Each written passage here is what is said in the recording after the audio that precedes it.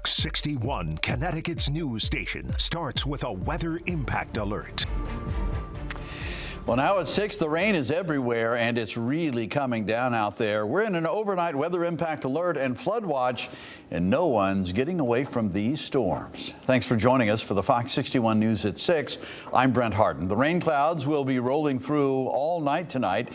There's no better way to fall asleep than to the sound of rain. Here's Chief Meteorologist Rachel Frank with the first check of the forecast. Rach? Yeah, as long as it doesn't get in the way of any travel, right? So your opinion of today probably depends on where you live. We've seen really persistent rain in northwestern Connecticut through the day. At times it's been raining in southeastern Connecticut, but there are some areas where it has been dry or mostly dry today. That will change as we head through the evening tonight, and I think the radar will be filling in even more.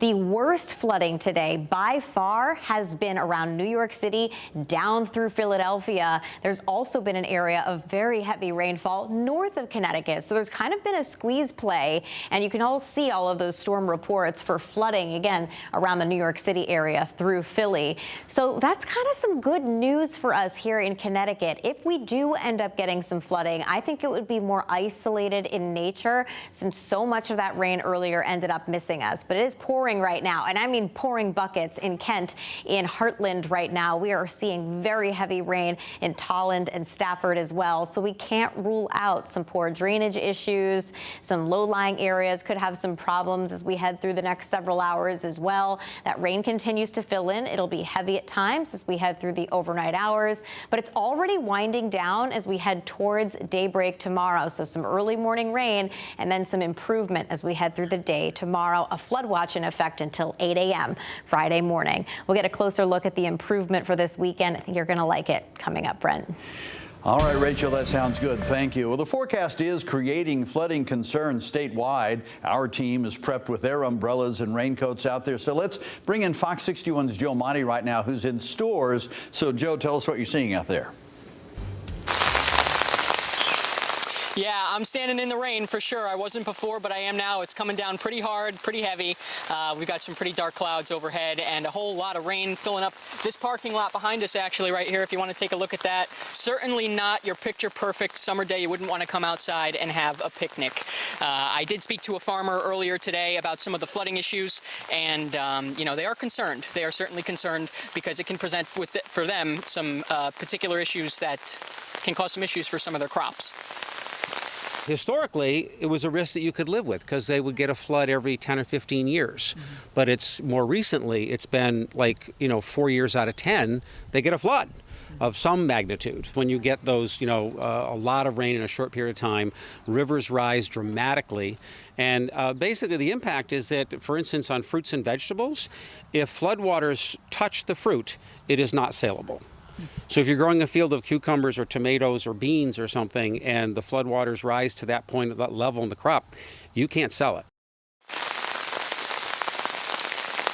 Yeah, that's right. And you don't only have to be a farmer to have issues during weather like this. Anybody that's a homeowner certainly can as well. Right now would be a good time if you're in one of these areas where you're experiencing some flooding or even just some heavy rain to check your roof, make sure you don't have any leaks coming through, check your basement as well for any flooding.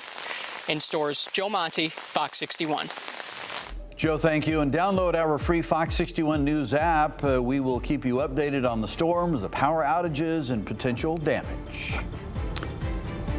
Well, breaking news out of Walcott tonight. Police say no one will be charged in a pair of shootings that killed 3 people. It happened at a Bound Line Road home last March.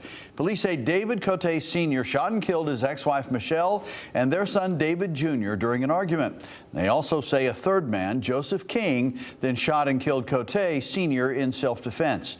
Officials tell us King had a legal firearm and feared for his life. Police are awaiting final confirmation from the state's attorney's office before officially closing the case. Well, Hartford police charged a 19-year-old man with murder in a shooting from last year. Officials accused Kaylon Williams of shooting and killing 56-year-old Yakpero Kali last September. Williams is already behind bars on separate charges. Officials say it happened around 7:30 at night on Capitol Avenue. Kali was declared dead on the scene. Williams faces charges including conspiracy to commit larceny and murder. His bond is set at $2 million, and we don't know when he is due in court. Well, the Waterbury Police Department is looking for a teen who they say helped kill a man in January of last year. 17-year-old Desiree Aitken is wanted in connection to Keno Williams' death. Police say Williams was shot in the back of the head near North Main Street on January 30th, and he later died at the hospital. Officials noted, Aitken may have changed her appearance, so be on the lookout. Police arrested the suspect a few days after the shooting. A Norwalk man faces manslaughter and DUI charges following the death of a moped driver in April. The crash happened the morning of April 13th. Police say Krishad Johnson hit Jose Oliveria on West Avenue and Reed Street. Oliveria died at the hospital. Johnson is in jail right now and due in court on August 14th. And New Britain's YWCA was closed today. This comes after a 2-year-old choked to death Tuesday morning. DCF, the Early Childhood Office, and police have all launched a joint investigation into that boy's death. Fox 61 spoke with his mother, Shamira Cook, yesterday. She says she was never contacted by the daycare until after EMS was called. A New Britain official confirmed they received the 911 call. The timelines are unclear. And Norwalk police say a woman assaulted a 6-year-old last month. A school staff member told investigators they found several welts on the back of the child.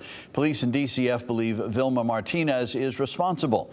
Officials didn't say how Martinez and the child know each other. She appeared in court today. A Connecticut lawmaker is facing more legal trouble after being arrested for a second time, this time on a new larceny charge. It comes weeks after police say he was caught shoplifting from a local Target store. Fox 61's Raven Blue has information on the newest arrest of that lawmaker. State Representative Raghib Ali Brennan is facing a second larceny charge just weeks after being arrested for shoplifting. With legal trouble piling up, state leaders are calling for him to step back, at least for now, while community members like Christina Hine are calling for more accountability. This is somebody who's supposed to be representing our country and showing our youth and everybody else on what this country is about. State Representative Raghib Ali Brennan is once again at the center of a criminal investigation. The state rep, who serves the towns of Bethel and Danbury in the 2nd District, has been charged with larceny for the second time in just over a month. It's actually very embarrassing when you have somebody who hasn't done it once but has done it now twice. The first arrest came in June when he was accused of shoplifting from a Target store. Now a second arrest is adding more questions about his political future and his fitness to continue serving. If it was anybody else, me or even my daughter, they would be in jail for an extended period of time, paying some form of outrageous fees. In a statement, House Speaker Matt Ritter said, quote, "I have spoken to Representative Ali Brennan about the recent charges and have expressed my concerns with him privately. Raghib will take some personal time away from the legislature over the next month to deal with the legal, political, and personal ramifications." The General Assembly is currently out of session and committees are not meeting, but Speaker Ritter says the two will follow up in the fall. No formal disciplinary action has been announced yet, but local party leaders are weighing in. Robert Alves, the chairman of the Connecticut Democratic Party, said in a statement, Representative Ali Brennan has said he is taking responsibility for his actions, and we take him at his word. While some are standing behind the state representative, others feel elected officials should be held to a higher standard. If I was caught stealing at my job, I would be fired. And this is somebody who represents our country, and they should be held not even by the same standard, but a higher standard as representatives of our United States. Ali Brennan is scheduled to appear in court on August 5th. In Bethel, Raven Blue, Fox 61. We have a scam alert tonight from Glastonbury. Police say scammers are sending fake invoices to applicants who are in the process of getting permits or licenses for building or zoning, etc.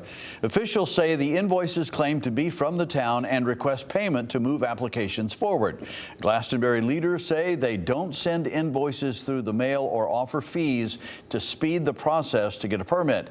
If you've received a suspicious letter, contact the police.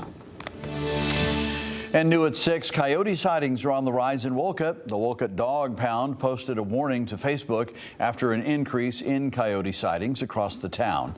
Fox 61's Alicia Hercules spoke with pet owners about how they're keeping their pets safe and tells us some of their best tips. Now imagine you let your pet go outdoors and they get attacked or lured away by a coyote. The Wolcott Dog Pound says this is very possible if you don't supervise your pets. In a Facebook post, the Wolcott Dog Pound mentioned they've seen an uptick in missing animals.